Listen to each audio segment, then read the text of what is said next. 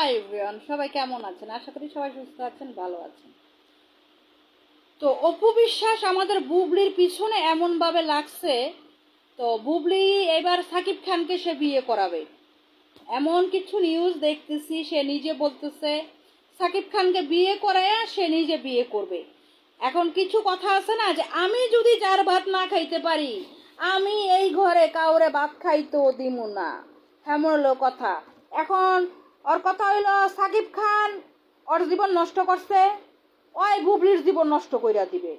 এখন কথা হইলো সাকিব খান অপু বিশ্বাস তারা মিলা ভাবতেছে আমাদের বুবলির জীবনটাকে নরক বানিয়ে দিবে, কিন্তু সেটা তো হচ্ছে না।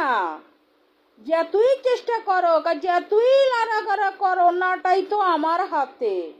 তো তোমার তো লাভ নেই, তুমি যেগুলো করতে আসো, আমি যা দেখতে আসি